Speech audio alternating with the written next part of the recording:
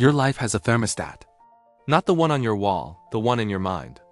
And right now, it's set to a specific level of success, happiness, and achievement. You can push yourself to earn more, achieve more, or become more. But here's what happens. You always drift back to match your internal setting. Most people spend their entire lives trying to change external results. They want more money, better relationships, a bigger career. But they never upgrade the internal blueprint. So every win feels temporary. Every breakthrough gets sabotaged. Maxwell Maltz discovered this as a plastic surgeon. Patients came in wanting new faces, convinced that physical change would transform their lives. He gave them exactly what they asked for. But many still saw themselves as unattractive. The outside changed, but the inside stayed the same. In the next 10 minutes, you'll learn the exact reprogramming process that changes your internal operating system.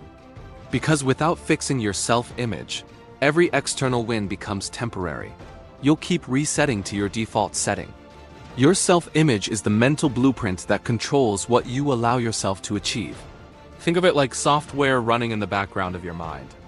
It determines what feels normal, what feels possible, and what feels like too much for someone like you. The thermostat analogy makes this clear. When your room gets too hot, the thermostat kicks in and cools it down. When it gets too cold, it heats things back up. You have the same mechanism for success. When you rise above your programmed level, you unconsciously self-correct back down. When you drop below it, you work your way back up. Here's a modern example. Someone gets promoted at work. Objectively, they earned it. They have the skills and the track record, but internally, they feel like an imposter.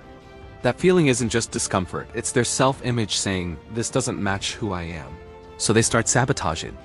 They procrastinate on key projects. They create conflict with their team. They find ways to prove they don't belong at that level. Within months, they're either demoted or they quit. The thermostat reset them. The core insight here, you can't outperform your self-image for long. It acts like a ceiling. You might break through temporarily with willpower or external pressure, but you'll always drift back to match your internal programming. Think of your subconscious mind like a tape recorder. It plays back whatever's been recorded. If the recording says, I'm not good with money, then every time you start building wealth, the tape plays. You hear that message and you unconsciously make decisions that match it. You overspend. You avoid investing. You turn down opportunities. Not because you're lazy or stupid, but because you're following the program. This is why willpower fails. You're not fighting against external circumstances. You're fighting against your internal programming. And your internal programming runs automatically, beneath conscious awareness. It's always on. It never takes a break.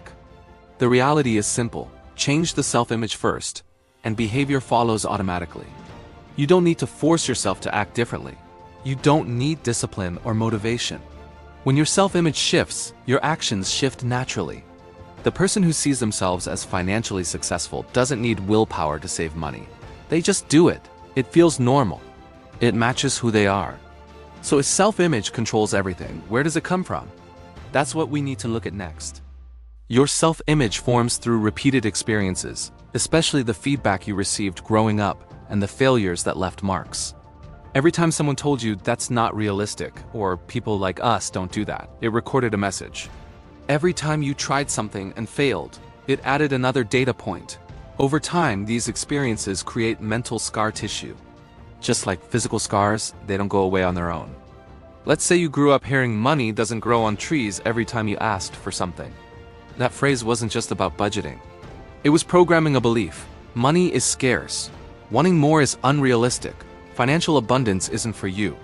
Fast forward 20 years. You're an adult with earning potential, but you unconsciously repel financial success. You undercharge for your work. You don't negotiate. You feel guilty spending on yourself. That's not a personality trait.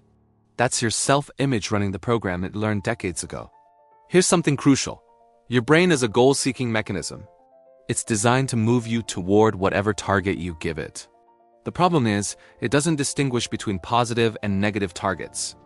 If your self-image says, I'm someone who struggles with money, your brain treats that as the goal.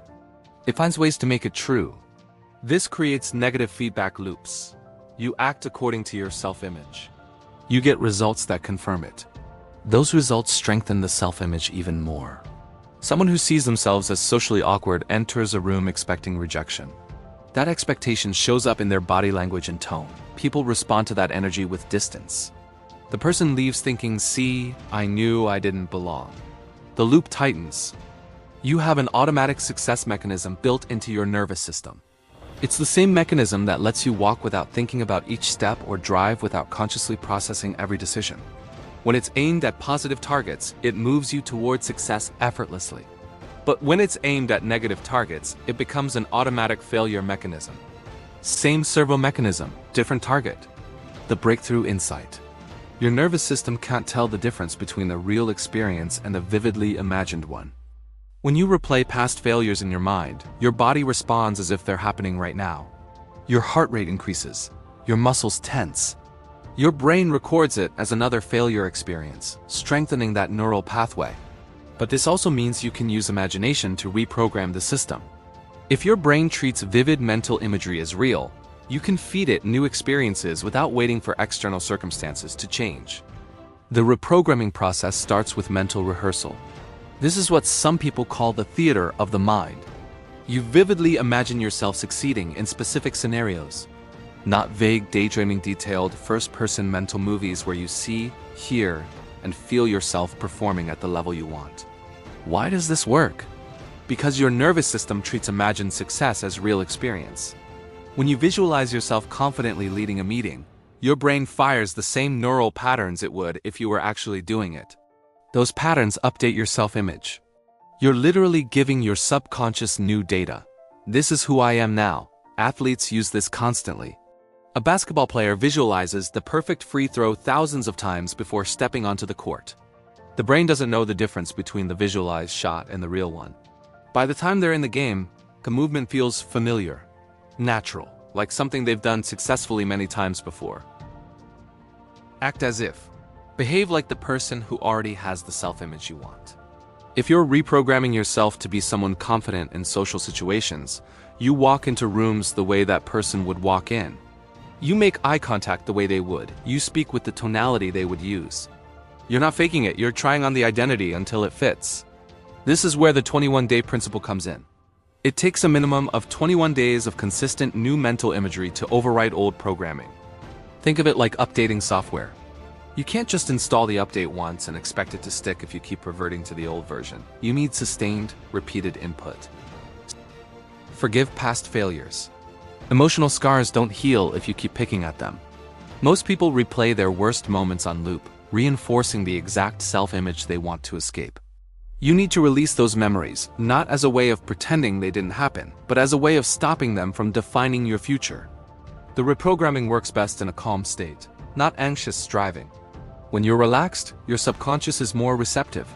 When you're tense or forcing it, you're actually reinforcing the old pattern of "I need to struggle to succeed." The practical application: spend 10 minutes daily in relaxed visualization. First-person perspective. Vivid detail. See yourself succeeding in the specific area you want to change.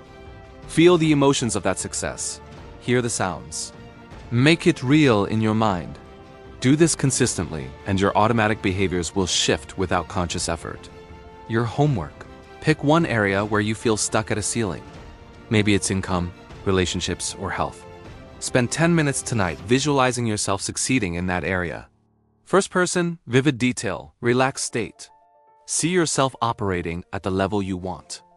Do this for 21 days minimum and watch your automatic behaviors shift. You'll stop self-sabotaging because your self-image now matches your goals. The thermostat resets to a higher level. Imagine operating from a self-image of someone who naturally attracts success.